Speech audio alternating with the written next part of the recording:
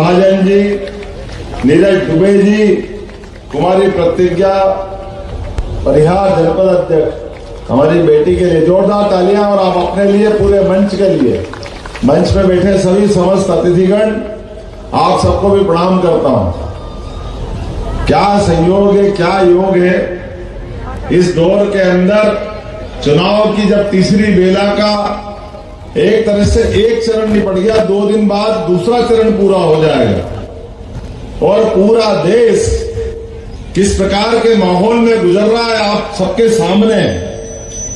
मैं 2-4 बातें करके अपनी बात करूंगा, क्योंकि माननीय नड्डा जी रीवा और सतना में हमारे साथ जुड़ने वाले हैं।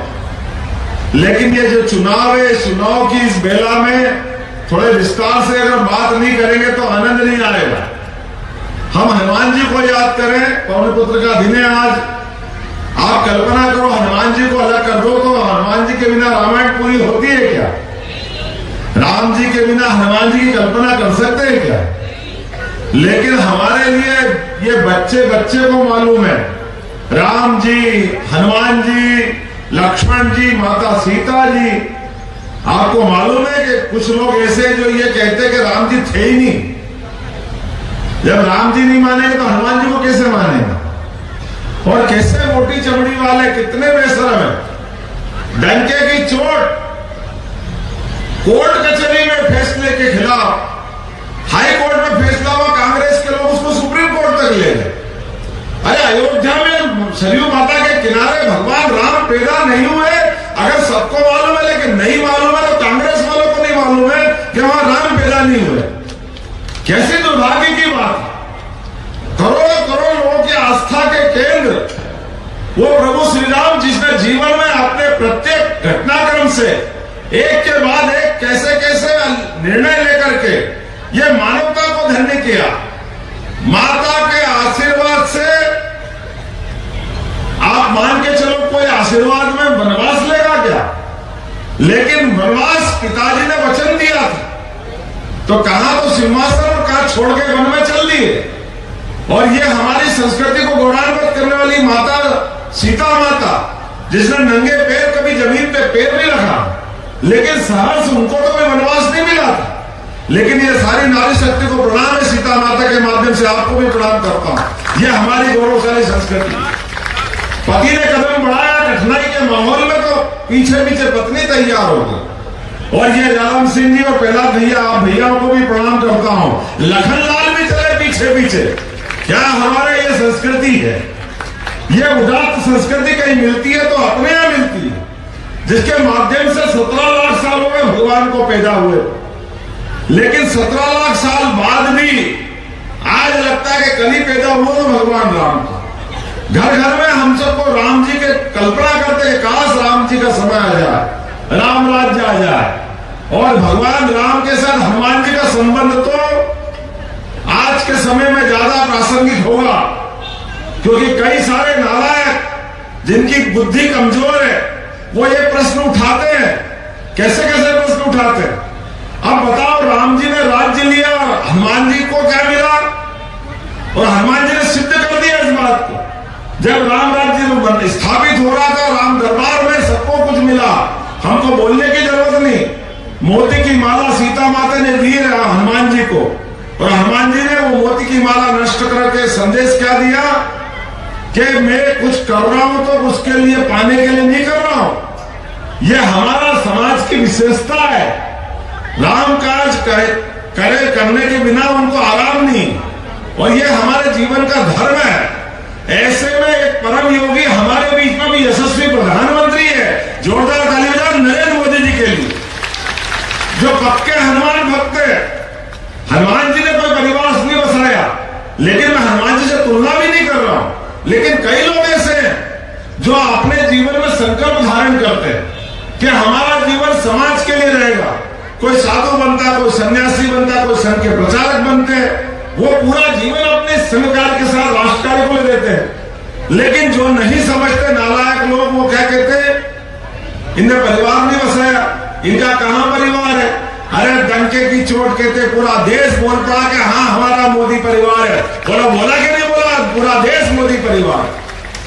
हनुमान जी का परिवार देखो, पूरा देश मुसलमान परिवार हमारी संस्कृति से जुड़ करके जो हमको आदर्श मिलते हैं उसको कैसे छोड़ सकते हैं?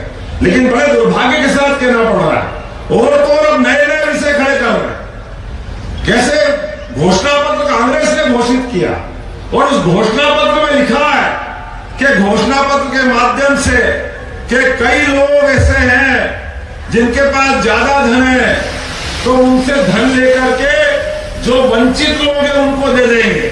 और वंचित लोग की परिक्रमा क्या करती कांग्रेस, बताता हूं आपको।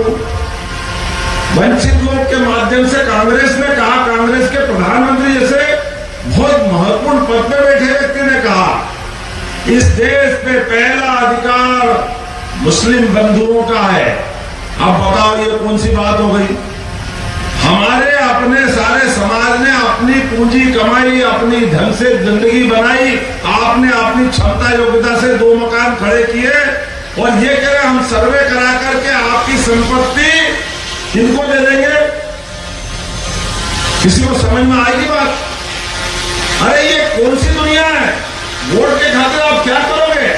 आप जरा कल्पना तो कर लो कितना बड़ा पाप कर रहे हो आप। मैं आपके माध्यम से बोलना चाहता हूं, कांग्रेस के लोगों को माफी मांगना चाहिए। ये भाव हमारी भारत में नहीं चल सकता है। इस प्रकार की व्यवस्था की कोई अनुमति नहीं दे सकते। बड़े दुर्भाग्य के साथ कहना पड़ रहा है, देश की सीमाओं के बाहर जाकर सेना पराक्रम करके पाकिस्तान में सर्जिकल स्ट्राइक करती है, लेकिन ये लोग वो सर्जिकल स्ट्राइक को नहीं मानते, सेना के शौर्य पराक्रम को नकारते हैं। कहां मारा, कहां बम फोड़ा, कौन मरा, मरा कि नहीं मरा, हमने तो देखा ही नहीं। अब इनको दिखाने ले जाए, इतनी फुर्सत है इनको? मुंह चलाने की क्या दो, खाली बोलने में क्या जाता है। और तो इनके नेता आतंकवादी को जी करके बोलते। और मैंने प्रश्न खड़ा कर दिया, हम हमको राम दो मत को। अरे भैया, राम जी के देश में विरोधी लोगों को, एक तरह से राक्षस के काम करने वालों को आप जयकारा करवाओगे तो आप क्या होगे? अब इसके बाद क्या बचेगा? भगवान राम के जन्म पर प्रश्न उठाओगे, इसके बाद क्या बचेगा? भगवान राम के मामले में सुप्रीम कोर्ट फैसला दे दे, उस फैसले के बाद भी भगवान राम के मंदिर के निमंत्रण को ठुकराओगे, इसके बाद क्या कहेंगे आप? भगवान राम के मंदिर का निमंत्रण, अरे आपके अपने जीवन में भी निमंत्रण मिलते हैं। आपकी इच्छा हो जाने की तो जाओ, नहीं इच्छा हो तो मत जाओ। लेकिन कोई मुंह में मना करता है क्या? हम तुम्हारा निमंत्रण ठुकराते हैं, ये तो दुश्मन देश भी नहीं करेंगे। लेकिन करने वाले कौन है? ये कांग्रेस ही करने वाले। जनता जवाब देगी, और यहां बैठी है, कर लो तुमको जो करना है एक एक काम। भगवान कृष्ण का शिशुपाल जैसा समय याद कर लो, 100 गलतियां कर लेनी थी, 1 2 3 4 5 6 99 फिर 100, और 100वीं गलती के बाद बुआ से कहा था, बुआ बस मेरा इसका रिश्ता पूरा हो गया। अब ये 100 गलती कर चुका है, उंगली उठाई और उंगली में सुदर्शन चक्र धारण किया और सारे पाप का हिसाब एक झटके के साथ किया है। मैं आपसे आह्वान करता हूं, आपकी उंगली में भी सुदर्शन चक्र है। इनने जो गलतियां करना कर ले, आप आने वाले 26 तारीख को अपनी उंगली का ऊपर सुदर्शन चक्र धारण करोगे और कांग्रेस का सर्वनाश करोगे। ये मैं आपसे अपील करना चाहता हूं। हम में से कोई इस बात को बर्दाश्त नहीं करेगा कि हमारी सनातन संस्कृति से जो दूर करेगा उसको हम बर्दाश्त करेंगे। वो लोग तैयार है कि नहीं? तो अपने स्थान पे खड़े हो जाओ, बांध लो मुट्ठी और जोर से बोलो, जय जय श्री राम, भारत माता की।